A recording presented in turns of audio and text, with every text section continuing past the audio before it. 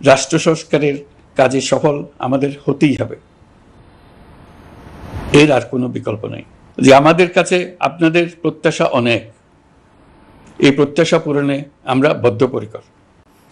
গণরোষের মুখে ফেসিবাদী সরকার প্রধান দেশ ত্যাগ করার পর আমরা এমন একটি দেশ গড়তে চাই যেখানে প্রতিটি নাগরিকের মানবাধিকার থাকবে পুরোপুরি সুরক্ষিত। আমাদের লক্ষ্য একটাই, উদার, গণতান্ত্রিক, বৈষম্যহীন, অসাম্প্রদায়িক বাংলাদেশ। আমরা এক পরিবার, আমাদের এক লক্ষ্য। কোনো ভেদাভেদ যেন আমাদের স্বপ্নকে ব্যাহত করতে না পারে, সেজন্য আমরা প্রতিজ্ঞাবদ্ধ। বর্তমান সরকারের দায়িত্ব গ্রহণের মাত্র 2 সপ্তাহ শেষ হলো। কোয়ালিটি সম্পন্ন আন্তর্জাতিক মানের steel bar CSRM, committed for better steel. কর্মযাত্রার প্রথম পর্যায়ে রাষ্ট্র সংস্কারের কাজে আপনাদের কাছ থেকে যে সমর্থন পাচ্ছি সেজন্য আন্তরিক ধন্যবাদ। আমরা অনুধাবন করছি যে আমাদের কাছে আপনাদের প্রত্যাশা অনেক, এই প্রত্যাশা পূরণে আমরা বদ্ধপরিকর। যদিও দীর্ঘদিনের গণতন্ত্রহীনতা, 15 বছরের ফেসিবাদী শাসন ব্যবস্থা প্রায় প্রতিটি ক্ষেত্রেই আমাদের জন্য পর্বতসম চ্যালেঞ্জ রেখে গিয়েছে, কিন্তু এই চ্যালেঞ্জ গ্রহণে আমরা প্রস্তুত। আজ আমি সরকারের পক্ষ থেকে আপনাদের দোয়া ও সহযোগিতা কামনা করতে আপনাদের সামনে এসেছি। শুধু আমি বলবো, আপনাদের একটু ধৈর্য ধরতে হবে।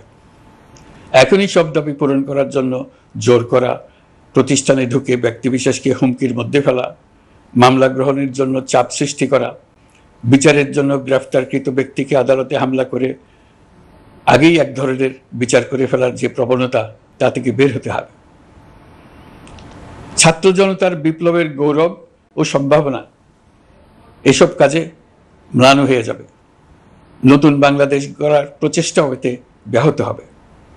রাতারাতি এই পরিস্থিতি থেকে উত্তরণ কঠিন। নড়বড়ে এক কাঠামো, আমি বরং বলবো জনস্বার্থের বিপরীতমুখী এক কাঠামোর উপর দাঁড়িয়ে আমাদেরকে দেশ পুনর্গঠনের কাজে হাত দিতে হয়েছে।